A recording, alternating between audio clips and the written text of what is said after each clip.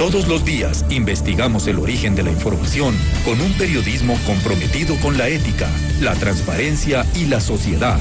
Informativo Noti Hoy.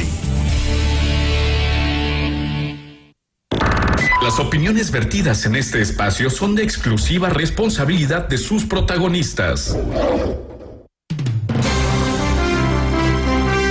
7 de la mañana con 38 minutos, amigos y amigas. Continuamos en el análisis de lo que ha significado este proceso electoral que trajo sorpresas para los ciudadanos.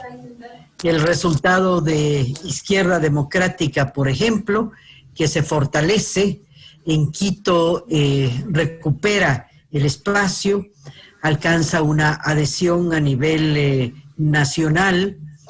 Hace un momento dialogábamos con Mauricio Alarcón y Ruth Hidalgo y estamos hablando de un fortalecimiento de la centroizquierda, un espacio que estaba abandonado, entre comillas. ¿Qué significa el triunfo de Pachacuti desplazando, parecería ser hasta el momento, de acuerdo a los resultados electorales, a la derecha de Guillermo Lasso?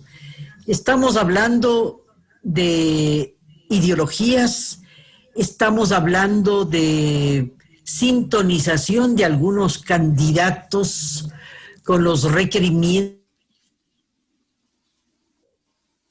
de la juventud, que abriga más bien causas antes que ideologías. ¿Qué nos dice el escenario político ecuatoriano? Lo vamos a analizar con nuestros invitados, el doctor Sebastián Mantilla, es analista político, académico, y también nos acompaña Guillermo Herrera, que es el presidente de Izquierda Democrática. Sean ustedes bienvenidos. Buen día. Vamos con esa primera mirada, Sebastián. ¿Qué ocurre en el Ecuador político? ¿Qué nos dicen estos resultados electorales? Buenos días, Carmen. Muchas gracias por la invitación. Un cordial saludo también igualmente a Clever Herrera, creo que, o Lenin Herrera, si no me equivoco. Guillermo Herrera, mil disculpas. Bueno, yo diría que hasta cierto punto en estas elecciones se confirma lo que de alguna manera ya se veía o se preveía en las encuestas recientes. Digamos, no así las encuestas que yo estaba revisando, justamente los resultados de las encuestas ya desde septiembre, octubre, noviembre, donde de alguna manera, por ejemplo, el candidato Lasso le ponían como liderando las encuestas ya desde el mes de septiembre, y a medida que fue pasando el tiempo, ya desde octubre, noviembre, uno puede ver que al menos ciertas encuestadoras ya comienzan a ubicarle al candidato Andrés Arauz con mayor porcentaje de votación o de favor popular en relación a Lasso y Arauz. Pero ha sido básicamente estos tres candidatos que de alguna manera han estado ya sonando y han estado en el espectro político de los ecuatorianos por 3, 4 meses, y se confirma básicamente un poco las tendencias. Lo que sí sorprende, claro, es el hecho de que, pese a que hace pocos días ponían en un 31%, por ejemplo, Andrés Arauz, y lo ponían a Guillermo Lasso en un porcentaje de un 24, 26%, apenas haya quedado con un 20 o menos de un 20%, y Yacu Pérez, que se lo ubicaba con un 16, 14, a veces 13%, haya igualado y le haya superado con, bueno, una mínima diferencia. Podría ser igualmente un factor que explique eso, el alto nivel de indecisión, un alto nivel de indecisión que ha sido inusual. Hace pocas semanas Cedatus también publicaba y decía que había un nivel de indecisión de cerca del 62%, cuando generalmente en estas fechas debería estar rondando un 30% y no un 60%. Entonces, el candidato Hervas... Y el candidato Hervas, que es otra sorpresa. Cuando él emerge, parecería ser, surge a partir de los debates presidenciales. El tiempo era corto para lograr canalizar mayor porcentaje de votos por el tiempo que mediaba. Doctor Mantilla, ¿cuál es su impresión? Sí, mire, curiosamente, por ejemplo, en el mes, por ejemplo, ya de enero, incluso, mire, ya un poco avanzado, ya creo que se hicieron 1 o 2 debates presidenciales, le ponían y le daban 1.6% de apoyo. Clima Social le daba 2.3, Cedatos le daba, no tenemos aquí datos de enero, pero no le daban más de 1.6 o cerca de 1%. Y resulta que ahora el porcentaje de votación que alcanzó Javier Herbas es del 15,98. Un poco más del 16. Exactamente, 16% de apoyo. Entonces, bueno, hasta cierto punto también confirma de que muchas veces las encuestadoras hasta cierto punto a veces pueden fallar, pero también a veces no es solamente que a veces las encuestadoras pueden fallar, sino también con un alto porcentaje de indecisión. No se puede determinar, sino es hasta el mismo día de las elecciones, por quién va a votar la población. Y creo que esa indecisión, hasta cierto punto, yo creo que se fue canalizando los últimos días. Y se fue canalizando justamente, yo diría, más que por tendencias políticas, más que por tiendas políticas, fue por un tema de candidatos. Yo no creo que eventualmente esta votación que tiene o tuvo Javier Herbas se debe a una renovación de la izquierda democrática, a una renovación de su plan de gobierno, a una renovación, digamos, de las bases, sino creo que es básicamente una votación que el ciudadano entregó al candidato Javier Herbas como tal. En ese sentido, yo diría que habría que ser mucho más estricto en la apreciación y eventualmente, claro, no generalizar en el sentido de decir que, bueno, ahora sí, la centroizquierda o hay un giro del electorado ecuatoriano hacia posturas de centroizquierda o izquierda. Yo creo que básicamente más bien lo que se reafirma es de que el electorado, pese a que eventualmente de alguna manera estuvimos intentando a través de también incluso este colectivo Voces por la Democracia para apuntar, digamos, a un voto mucho más informado, mucho más crítico, creo que a la final más bien el ciudadano terminó votando por el candidato que le parecía tal vez más confiable, más simpático, que se identificaba más eventualmente con cierto tipo de electorado, joven, etcétera, etcétera, etcétera. Y eso fue, tal vez, y eso podría ser en un principio lo que tenemos como resultados electorales. Bien, doctor Herrera, bienvenido, buenos días. ¿A qué atribuye usted este resultado sumamente positivo para Izquierda Democrática? Estamos hablando de adhesiones en diferentes provincias que parecería ser contarán con representatividad, lo que fortalece definitivamente a la Izquierda Democrática. ¿Este fue un triunfo del partido? ¿Fue un triunfo del candidato? ¿A qué atribuye usted estos resultados? Bienvenido, buen día. Buenos días, Carmen, Andrés, un saludo a Sebastián Mantilla. Bueno, como presidente de Izquierda Democrática, tengo una visión sobre los resultados, pero voy a tratar de ser lo más objetivo posible para estar a la altura de este análisis. Izquierda Democrática en el mes de agosto realiza una convención, la primera convención virtual de un partido político ecuatoriano, y allí decidimos renovar la estructura del partido. Llego a la dirección de Izquierda Democrática con una propuesta clara, logrando que la convención se sume a esa propuesta, que es presentar candidatos propios para la siguiente elección. Había algunas corrientes respetables de nuestro partido que indicaban que no es el momento, que podríamos hacer un papelón, que no eran las condiciones, y nosotros reflexionábamos, entonces, ¿cuál es el momento? Un partido político, su objetivo es llegar al poder, y para llegar al poder debe presentar candidaturas. Y fuimos por una apuesta de cambio, de renovación, y enviamos un mensaje claro a la ciudadanía ecuatoriana. Escogimos a Javier Herbas, alguien que no había militado en un partido político, que venía desde el sector privado, que tenía una historia de vida, que podía identificarse con los ecuatorianos, emprendedor, que consiguió éxito sobre la base de su esfuerzo, y como compañera de fórmula, en cambio, una mujer luchadora por causas sociales, feministas, ecologistas, pero militante activa de Izquierda Democrática, es decir, ese mensaje de unidad. Los detalles del posicionamiento de Javier, lo primero que quiero destacar en Javier Herbas es una gran disciplina. Él, que viene del sector empresarial, del sector privado, tiene una gran disciplina, una puntualidad, y definimos un camino a seguir, convertir a ese emprendedor exitoso en una figura de líder, de estadista, que maneje temas de la administración pública, de la organización del Estado.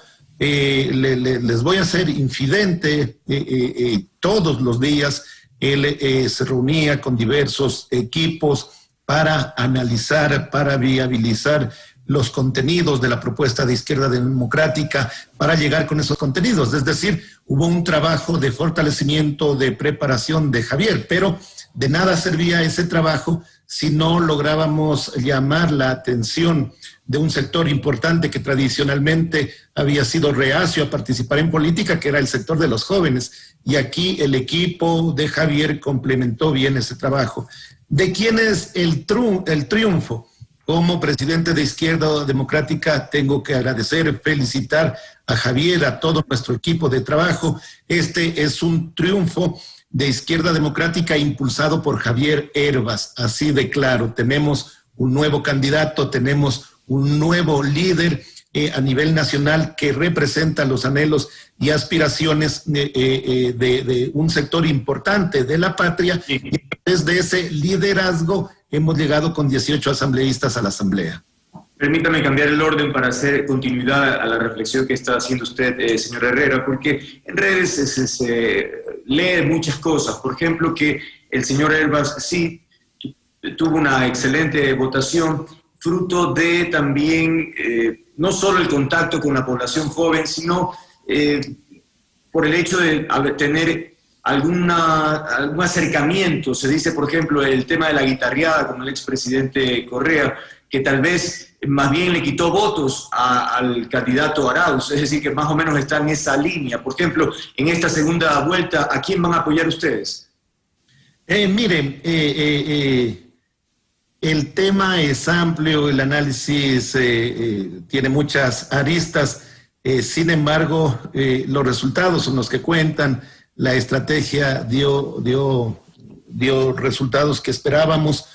Como ha dicho Sebastián y muchos analistas y nosotros también en una autocrítica casa adentro, el Partido Izquierda Democrática, 4 años de ser reinscrito con una participación importante, pero sin los resultados en las últimas elecciones, hoy se ha reposicionado. ¿Cuál es la tarea ahora?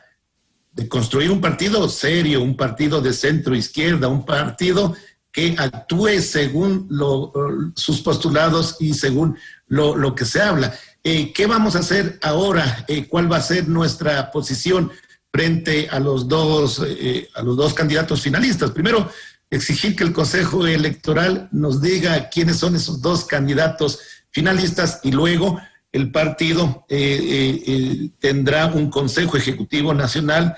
Tendremos este Consejo Ejecutivo para analizar y tomar una decisión orgánica.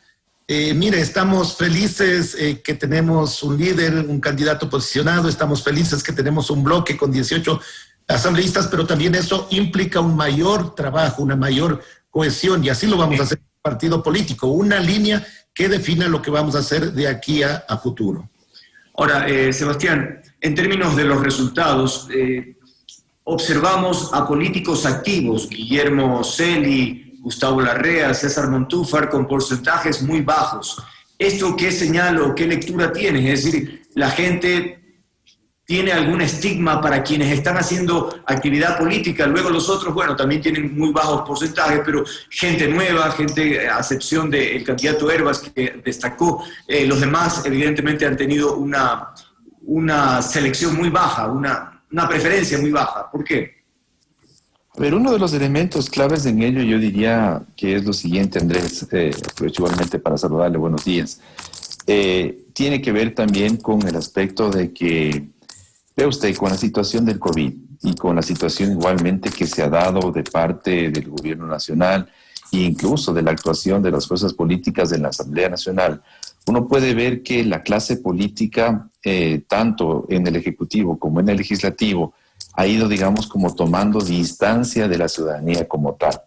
Es decir, los ciudadanos, buena parte, a través de las mismas encuestas, se reflejan que los ciudadanos no se identifican con los políticos o con la clase política, al menos con la clase política conocida como tradicionalmente se la conoce. Y entonces, ahí un poco tiene usted la explicación de por qué el candidato Javier Hervas tuvo, por ejemplo, una votación importante y no la tuvo, por ejemplo, candidatos también de la centroizquierda, que uno podría decir candidatos que tienen una propuesta interesante, que representa a la centroizquierda, que podría ser una opción incluso democrática para el correísmo. Me refiero a los candidatos Gustavo Larrea, me refiero también al mismo César Montufa. Yo creo que junto a Javier Hervas pueden ser interesantes, pero lo que pasa con Javier Hervas creo yo que a través incluso de los debates presidenciales y a través de todo el gran esfuerzo que se hizo en redes sociales, es mostrar una imagen de que él no es el político o no es político o él no es parte de ese tipo de clase, digamos, de la clase política. Entonces supo más bien diferenciarse como que es no solamente nuevo, sino novedoso, exitoso y que no está contaminado por todo eso que tiene la política. Ve usted, por ejemplo, los casos también igualmente de corrupción que se han dado en los últimos meses, en una situación tan crítica como la del COVID, negociados con fundas para muertos, negociados en la compra de mascarillas, etcétera, etcétera, etcétera.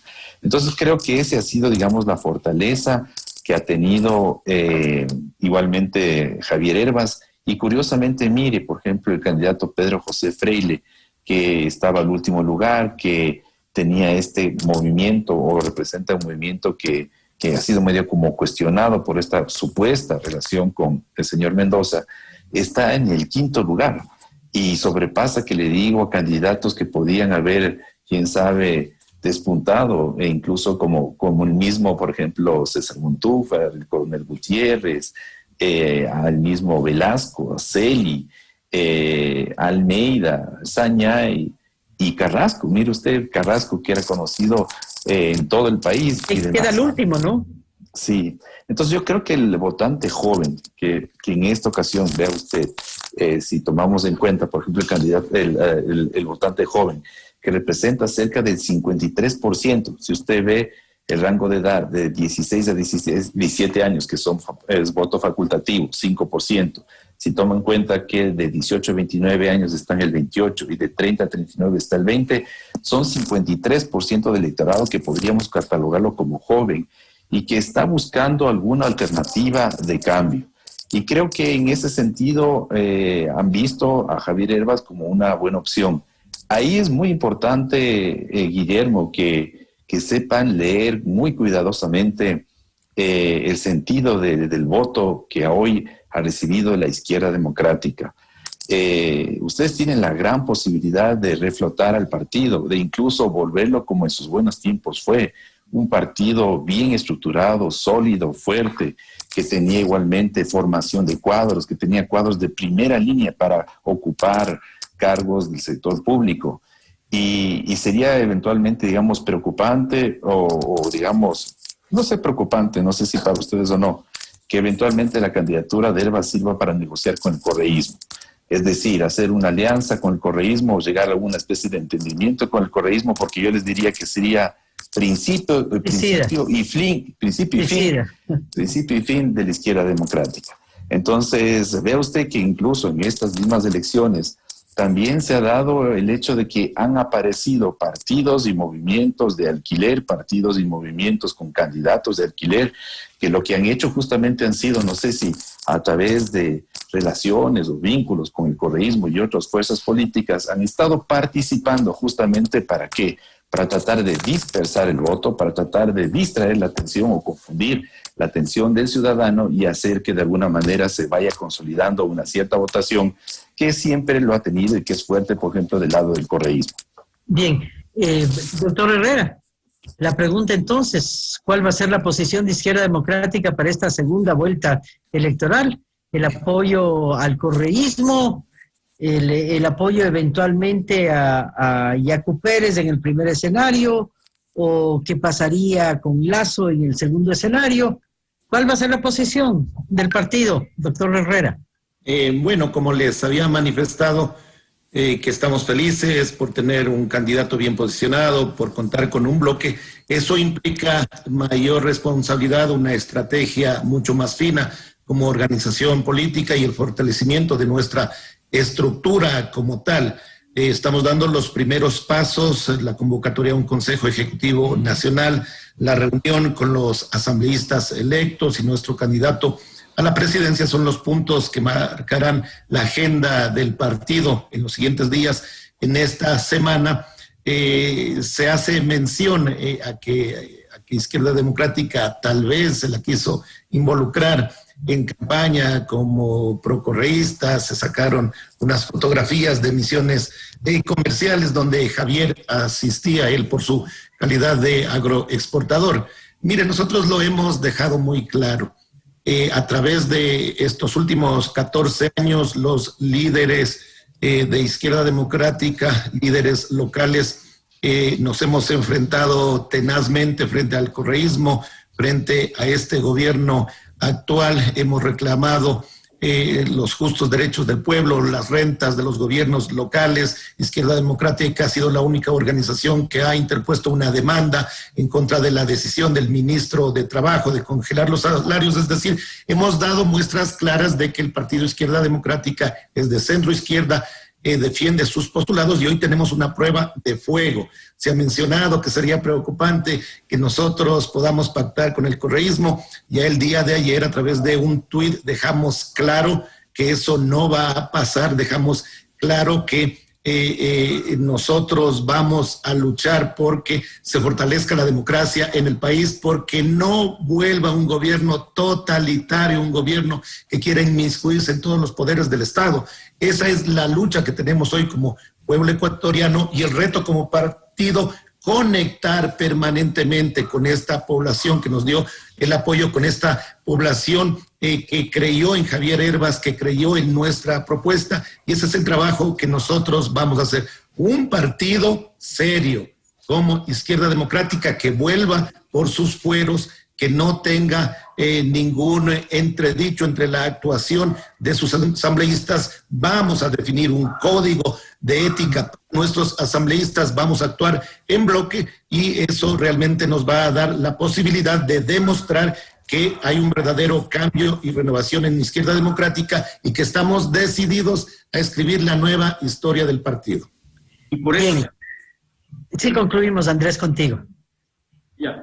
Decir que tal vez por eso es que preocupa o sorprende, o en fin, esa posición. Si estamos hablando de un partido serio, tal vez lo que uno esperaría es que la posición sea súper clara en términos de frente al correísmo, qué va a pasar, y tal vez que deliberen entre Yacu y Lasso.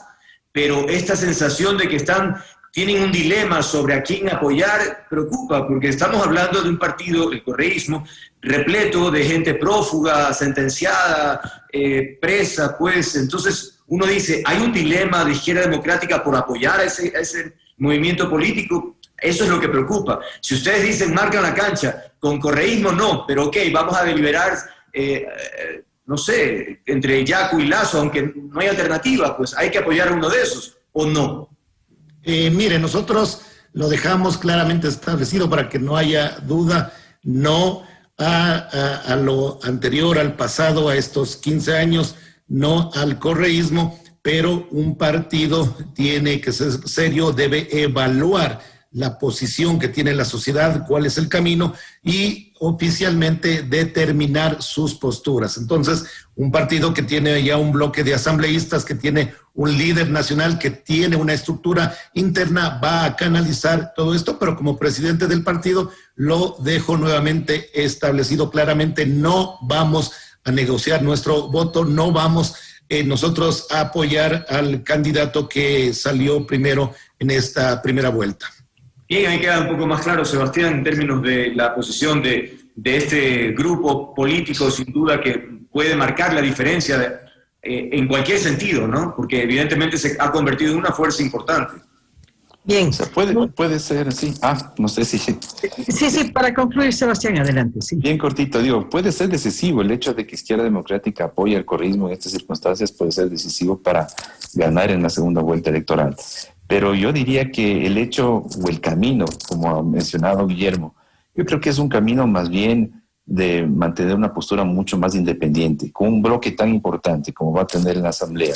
Alrededor de 18 asambleístas. Exactamente. Creo que va a poder ahí más bien ir construyendo, darle forma, fortalecer la imagen, las posturas e ir, digamos, socializando la plataforma de cambio, que yo creo que sería y es muy necesaria. El sector de la centroizquierda requiere un partido que represente a los sectores sociales, una visión social, una visión de transformación y cambio social, pero bajo, digamos, el paraguas de la democracia, del respeto de las libertades, de la ética y la transparencia. Creo que ese puede ser el camino que le lleve a Izquierda Democrática posiblemente al poder en los próximos años, en el 2025. Y creo que eso ahora, de alguna manera, les diría que hay que cuidar, que hay que mantener, que hay que cultivar. Puede ser una opción política para el 2025 Javier Hervas y la Izquierda Democrática. Entonces, en ese sentido, creo que sería importante, en lugar de tal vez, quién sabe, constituir o hacer una alianza que lleve a una u otra alternativa, más bien mantener una posición independiente, crítica, y de ir construyendo una postura más bien democrática, lo que fue en los buenos tiempos de Izquierda Democrática. Bien, muchas gracias por habernos acompañado. En breve vamos a analizar la posición legislativa. Estaremos justamente con Dilma Andrade y con Salvador Quispe. Creo que la Asamblea juega un rol fundamental. Ya lo vamos a analizar. Muchas gracias a Guillermo Herrera y gracias a Sebastián Mantilla por haber estado con nosotros. 8:04. Buenos días, gracias. Gracias. Retornamos a Estudios Centrales. Esto es Noti Hoy. Espacio publicitario.